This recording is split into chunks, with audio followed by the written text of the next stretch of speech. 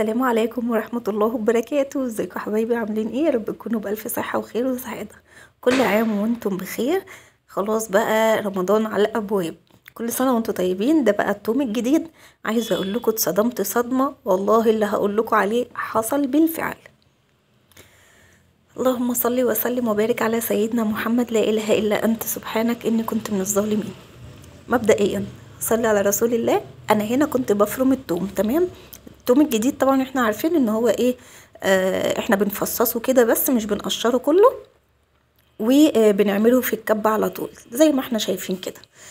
المهم، عايزه اقول لكم انا نزلت بقى انا وزوجي والانسه فريده، رحنا السوق.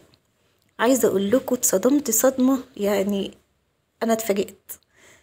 اول حاجه انا بسأل على التوم، سواء قديم او جديد، هو ايه متفصص تمام متفرد يعني، ومحطوط كده قدام الست. هي كانت ست كبيره كده، بقول لها بكام؟ قالت لي 130. استغربت، قلت لها بكام؟ قالت لي 130.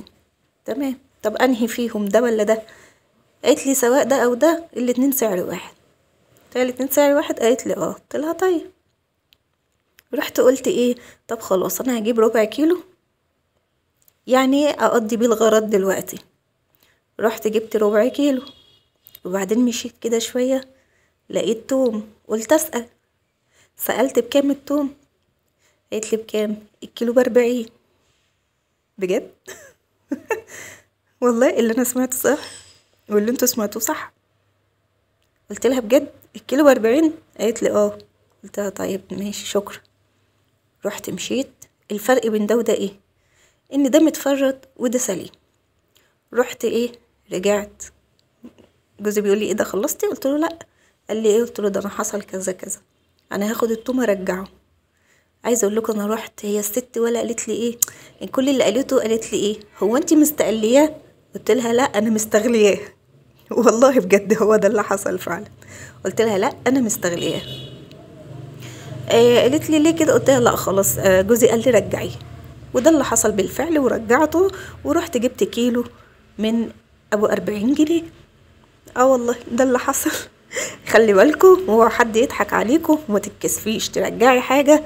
بجد والله يعني استغفر الله العظيم، في حاجات كتير بقت وحشة. تعالوا بقى نشوف النعناع.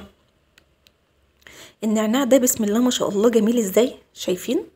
بصوا عامل ازاي، واخضر كده وحلو وما شاء الله عليه. ده كمان ليه ريحة، شمينها. بصوا بقى، عايزة اقول لكم موضوع النعناع ده حصل ايه. آه جوزي من كام يوم كده كان بيجيب لي حاجة، ولقيته جايب النعناع. فبقول له ايه ده؟ قال لي نعناع. قلت له بجد؟ قال لي اه.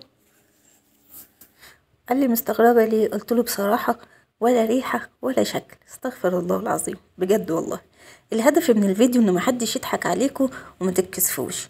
الحاجة اللي ما تعجبكوش رجعوها على طول. يا رب اكون قدرت افيدكم.